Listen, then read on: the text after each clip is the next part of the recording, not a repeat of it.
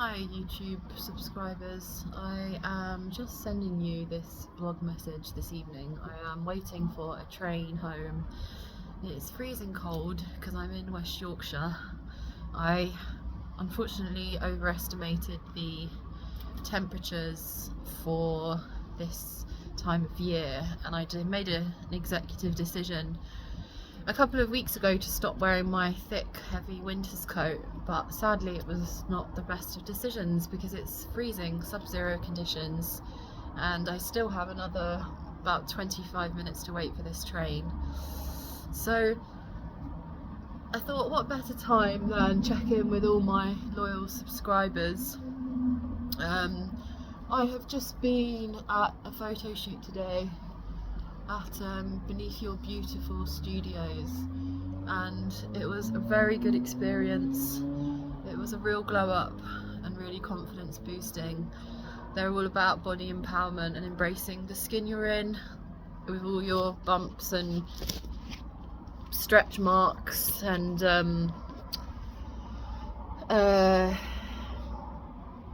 you know, lumps and humps and bumps and whatever you want to call it, you know, curvy, plus size body, woman, person.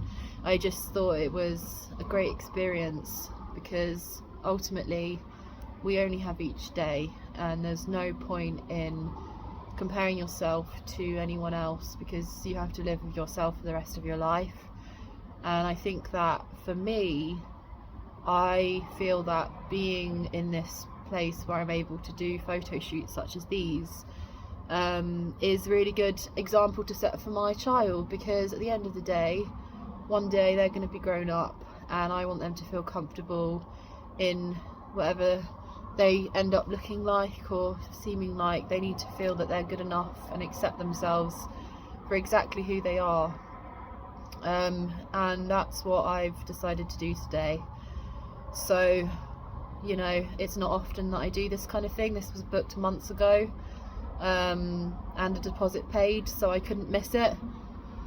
And then it's just a shame I come out of the studio and immediately get inundated with emails that there's a court hearing happening tomorrow morning, a pre-trial review, which I would have liked to have attended in person with legal representation. However, unfortunately, I don't currently have legal representation because I have been basically setting the record straight on a number of quite serious instances of falsification of records, of lack of risk assessments, professional negligence, which I have been dealing with now for 2 years, and I haven't done anything that is in any way warranted any kind of authoritarian intervention since living in Yorkshire about a year and a half ago now. And despite this, my child has not been able to see his birth and biological mother for the last 4 weeks, all due to the fact that I made a first stage complaint to the contact centre, and then it was an immediate, as has happened last year for 2 months, another suspension of family time. I actually think this is really harmful, that I am being rendered completely defenceless, because for any woman living in this world, and vulnerable adult, if you're not able to defend yourself, then you're at risk. And unfortunately, I am a strong woman, and it's not just me who thinks this, and it's like I am in a no-win situation, because if I address matters in person in an assertive manner but polite, then I'm told I'm confrontational and combative.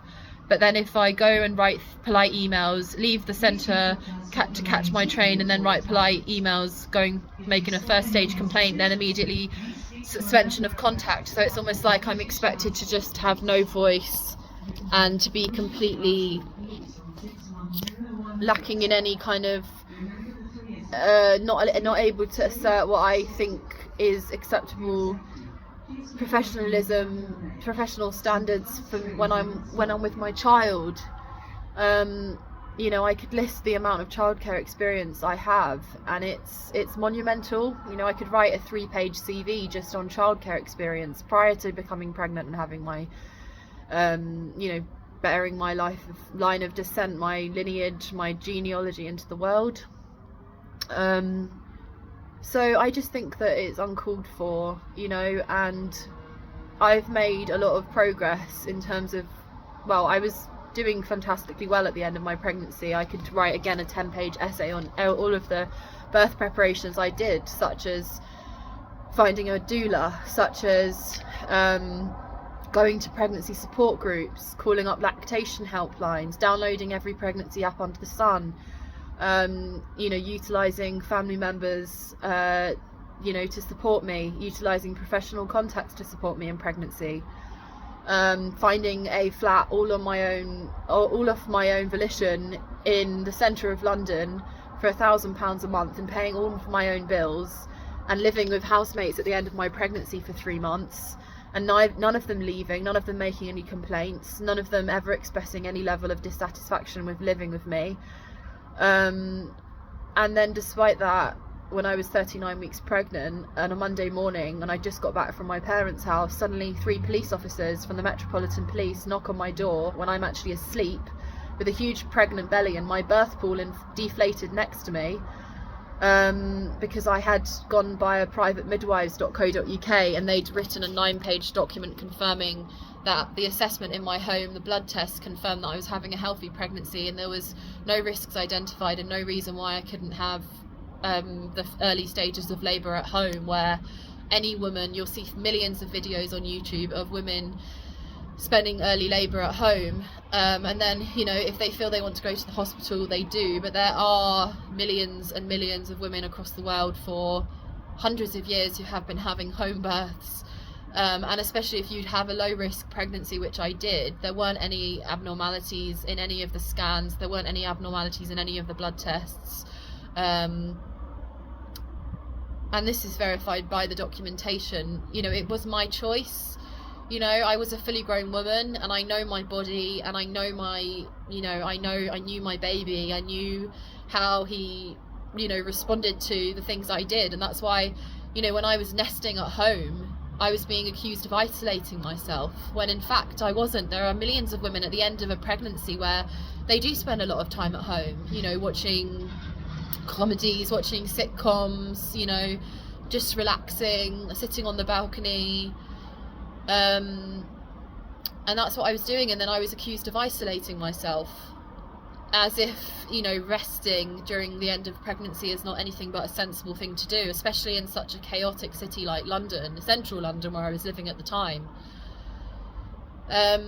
So yeah, the assertion that the grounds for that was lack of preparation for birth, I mean, I truly do not comprehend, because I've been watching videos, her name's Sarah, I follow her on YouTube, and maybe it was Sarah, I can't remember who it was, but a mother of 3 was saying on YouTube, you know, all you need for a baby is technically just a shelter, you know, breast milk, warmth and safety, and that's it, because it's not like you need 10 cupboards of you know, baby shoes and baby clothes, because I had the clothes for him. I had baby bump, like those full length baby suits, and I had hats, and like my parents and I were living together for 5 months during my pregnancy, and they've assured me, like my mother sent me photographs of a cot that her friend was going to bring to me a week before my due date, and there was going to be, you know, hundreds of baby showers and things, but I'd got everything I needed.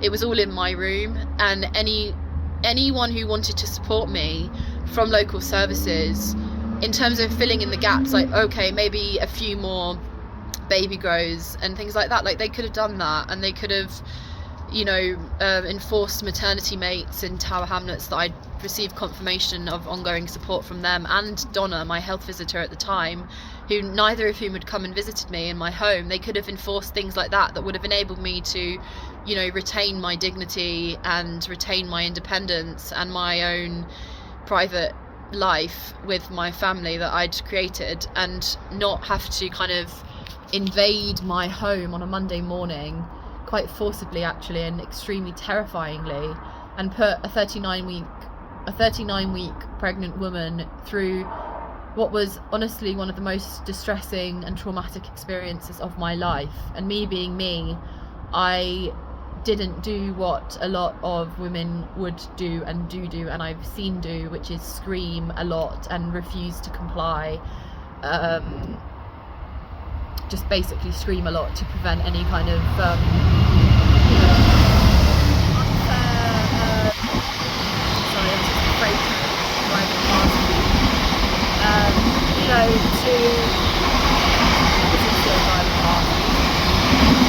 just hang on a moment. I didn't kick up a fuss. I was like thinking immediately, just stay calm so that your baby is calm. But I should never have been put in that situation so late on in pregnancy, especially when all I had genuinely been doing that weekend was nesting. I remember it's like the back of my hand, nesting at home. And then the night before I'd been at my parents' house and they'd actually invited me to stay overnight. And then I decided to decline their offer and instead go back to my flat, inflate my birthing pool. And I was watching American comedies on my laptop the night before. I wasn't doing anything that was in any way risky. And the couple of anonymous referrals that came through, like, this is a warning to all women out there, don't reveal the gender of your baby when you're pregnant. It's not a good idea, and don't allow anonymous referrals to scupper the rest of your life, because at the end of the day, the police had a duty to investigate those referrals rather than, any Tom, Dick or Harry could see a pregnant woman in the street and call up the local council, be like, this, that and the other, this is the name tag she had on, let's just make a bogus referral. But I mean, you can't do that to people and not investigate it. Surely there has to be some level of investigation and due diligence, and there was truly not at all, because I could send you now the 9-page document. There were only like 2 professionals who actually came into my home, and the private midwife who delivered hundreds and hundreds of babies, she wrote a document on about the 10th of November, which was when I was about 37 weeks pregnant, saying that no risks had been identified, and that the fetus was healthy and I was on set for a healthy home birth or hospital birth, which is why she went and liaised with the Royal London Hospital in London, who then obviously said something. And then, the next thing I know, I'm kidnapped from my home.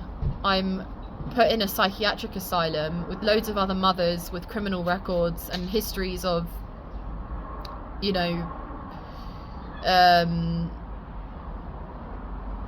histories of really bad things on their records, which I never had, and who were very, very vulnerable, but also very, very quite scary to be around. And I never, said, oh yeah, that's absolutely fine, go on, kidnap me from my home, take everything from me, don't give me any of my stuff, don't allow me even 2 minutes to pack up my bag, feel free to just come knock on my door, destroy my new relationship with the friends I'd got to know over the past 2 months of living full time with them, destroy my new relationship, kidnap me out of my home, kidnap my baby out of his home, and then put me in a hospital, and then 3 days after my baby's born make an application for care proceedings, when I've been reading all of the neonatal records and they state that I was stable, and that I was just recovering from I was induced on about the 7th of December, and I didn't deliver my baby until the 13th of the month. So it was just not fair to accuse me of ever having had any sort of condition when I didn't. I was just pregnant and anxious and unsupported and vulnerable, and I needed to be referred to the right community services in order to be able to learn on the job like most first-time mothers do. And instead the response was completely disproportionate and actually extremely dangerous, and caused a lot of harm to my newborn baby, for example with polyuria, withdrawal symptoms, jaundice at birth, and I was given lorazepam, promethazine and olanzapine the week before my due date, when I was induced, and that is not safe. I'm sorry, but it's not safe. You don't do that. you know, anyone knows that starting any kind of new drug is dangerous, really, really dangerous. And it's not recommended, especially for a woman who's at the end of her pregnancy. It's not recommended to, you know, anyone starting any kind of new drug, recreational or, which I've never had a recreational drug problem ever, but anyone starting a new prescribed drug is told, and I've been told in the past, which is why I never took the medication, because it was awful, and I was told, you know, this could make however you feel worse before it gets better. It might take a couple of weeks for your body to adapt. So please, somebody explain to me, why would you decide to put me on drugs a week before my first baby is due, when I've had a healthy pregnancy and there are no risks? It's a low risk pregnancy, you know, and I haven't broken any laws, I haven't harmed anyone at all. And why would you do that? Why would you put someone on drugs when they've got a baby they're trying to bring into the world, you know, and it's a healthy pregnancy? Why ruin that for me? Do you think that came easy for me? Do you think it was easy for me going swimming 4 times a week and going to gyms and doing yoga every day and travelling to Romford, to the only nearby pregnancy support group that I could attend, and speaking every single Monday with about 10 other mums with their babies and children? Do you think those things just happened? Do you think I didn't have anxiety about you know, many things, you know, the father of my child, how he was going to feel, how he was going to respond, you know, my parents, my sibling, my friends, you know, it was a completely life-changing event and I was not prepared for it. And when I chose that I was going to continue on to finish the pregnancy and bring my beloved child into the world, it was not an easy decision to make, because I was unsupported and I didn't receive any antenatal care until I was 6 months pregnant. You know, I didn't have a scan until I was 6 months pregnant at the beginning of September, and I do not understand the reason for that, because my GP told me I was pregnant before 4 months. So therefore they should have referred me, if not to maternity services, then to emotional support services. But instead I didn't have any emotional support, and I had to just work through my own response. Sorry, somebody's talking loudly next to me. I had to walk through my own, you know, feelings around this on my own, when the professionals had a duty of care to me as a NHS British citizen, born in London, born and raised in London. They should have known how to respond. There must be thousands and millions of women becoming pregnant every day in England and the UK, where they've not been, you know, married for 5 years and have a mortgage and a big Lamborghini and a job and, you know, 4 other children. You know, that's not the majority of the time. That's just not how it happens. I see young mums walking around on their own in Leeds every single day. You know, I've seen asylum seeker mums with children with dirty clothes. You know, I've seen, you know, I've seen dads on their own with their kids, you know, smoking cigarettes in front of them and, you know, pulling them down by the cuff of their collar down the bus stairs. And I'm not going to suddenly say to them, you know, it's my place to get involved in that, because at the end of the day, they're parents, they're just doing the best they can. And if there had been any evidence that I had any grounds for concern, then I'd be all ears, but there wasn't. You know, there truly wasn't. Like, the only evidence was that I had a close relationship with the family cat. I could show you pictures on my phone right now of the cat, who had literally covered my hands in scratches in August 2022 when I was 5 months pregnant, because the cat was adopted from Tottenham in London and was traumatized for years and would scratch the hell out of all the members of my family, you know. And so the cat was attacking me, it wasn't the other way around. So it's just the most ludicrous thing I've ever heard, to be honest, in my life. And then apart from that, there isn't anything apart from Mother's presentation at a midwifery appointment was a bit off, because she's on her own, she's unpartnered, she's having in a difficult relationships, and she's in shock, and she's never had a baby before, she's never done this before, so she's obviously anxious about the fact that childbirth is life-threatening for a lot of women and a lot of children, and so she's obviously anxious about it. So, you know, what do you expect? I'm tearful in scans. I mean, yeah, I'm gonna cry in my first ultrasound scan when you tell me when you tell me the gender of my child, because that's an emotional moment. Any woman would cry in that moment. Any woman will cry in that moment. I've seen it in documentaries and stuff. So I just think that the way I was singled out and the way I was targeted in this manner, you didn't pick the right girl, you didn't pick the right person, because I was really responsible. I was working all throughout my pregnancy. I had over £17,000 in my bank account. I was paying all the bills for my own flat. I bought stuff for my newborn baby. I'd kept myself healthy, which is the most important thing, because at the end of the day, if you're a nursing mother, you need the milk to be healthy. And my iron levels were like 140. My BMI was like 24, and I was like 73 kilograms at the end of my pregnancy, which is phenomenal. My baby wasn't a small baby. He was within the normal range for babies. So people making these assumptions, nurses making assumptions I had a small bump, almost trying to make my baby out to be inferior, when every woman has a different form, and every woman's going to have a different size bump, and it wasn't out of the abnormal range at all. So that's in the paperwork, and it's nonsense. And I just think that for me to still be having to continue with this parental alienation, 2 years in, I don't deserve this. I don't deserve this. I've actually gone out of my way in life to have integrity. I've actually gone out of my way in life to help others before my own needs, put others' needs before my own.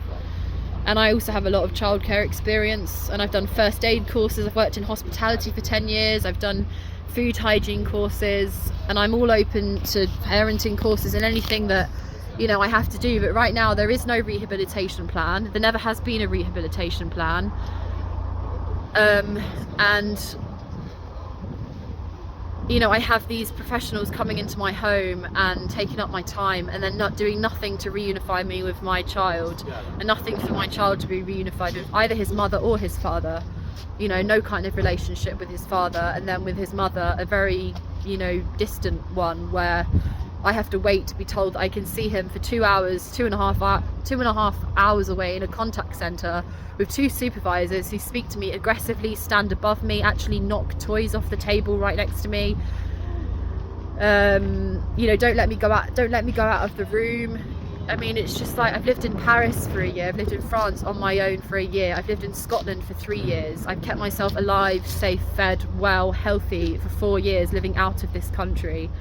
And then now I'm in a situation where I am having to go to this court hearing tomorrow at 10 AM apparently, unless it's adjourned, because of the fact that they want a pre-trial review, when all they need to really do is say, okay, the complaint's been addressed, and now we're gonna put it into community contact near where you live in Leeds, and you're going to see your son in a neutral location, ideally in your home, and then that's that. And then there doesn't have to be all of this anger from me and this malice from me, because any mother would be angry in my situation if they weren't being given access to their own child, their own line of descent, lineage, bloodline. I haven't seen my child in 4 weeks. I should be hysterically crying right now, and instead all I'm doing is going to a photo shoot at a body empowerment agency so that I can gain some confidence in myself and not feel like the trash that the state is trying to make me feel at the moment.